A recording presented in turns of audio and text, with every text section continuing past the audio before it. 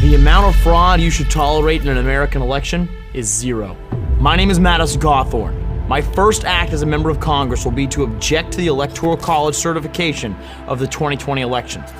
I want to explain to you why I'm objecting. Because the future of our very nation depends on it. Let's establish two irrefutable facts.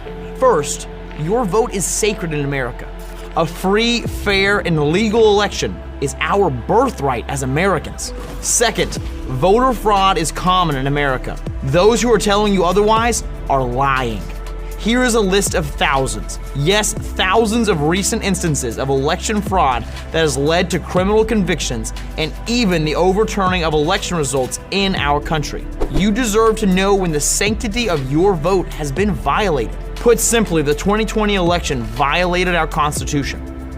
Article 2, Section 1, Clause 2 of our Constitution declares clearly that state legislatures are solely responsible for determining presidential electors.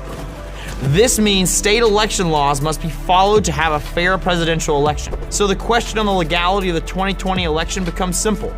Were state laws followed? No.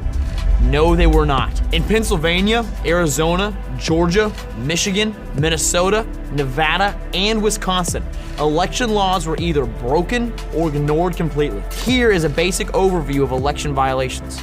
In Pennsylvania, mail-in ballots were cast and counted in clear violation of state law. Little or no signature verification, allowing defective ballots, voting days and days after the election, poll watchers banned from polling locations, and tabulation rooms.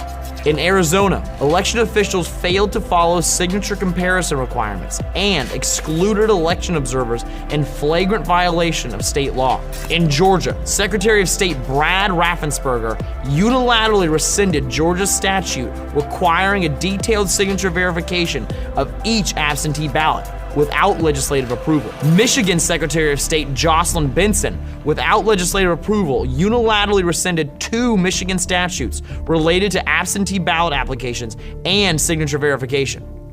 Her office sent unsolicited absentee voter ballot applications by mail to 7.7 million registered Michigan voters prior to the elections. Later, they arbitrarily allowed absentee ballots to be acquired online without signature verification. And then in Minnesota, Secretary of State Steve Simon, a Democrat, passed a consent decree suspending a requirement under Minnesota law that absentee ballots be signed by a witness with a Minnesota address. The state legislature in Minnesota created the witness requirement to protect the integrity of absentee voting. A single official has no right to rescind it. Over in Nevada's Clark County, there were clear violations of signature verification and election observer requirements for mail-in ballots. On top of that, they allowed dead and out-of-state voters to flood the Nevada electoral system this year. Wisconsin decided to put out drop boxes, literally just a box on the side of the road, for absentee ballots. A slap in the face to their own law that states that any ballot not mailed or delivered may not be counted in election results. Ballots were shoved into duffel bags and left in parks and over in gas stations. This is a gross and flagrant violation of the security and sanctity of our election process. Guess who else decided to change their state laws and allow unconstitutional vote drop boxes? Georgia. These violations became even more egregious when you consider that millions of Americans voted in 2020 using mail-in ballots. There is bipartisan agreement from experts that mail-in ballots are wildly susceptible to fraud. Fraud using mail-in balloting has led to criminal convictions in dozens of states in recent elections. Fact check that. Sorry guys, mail-in voting is not secure.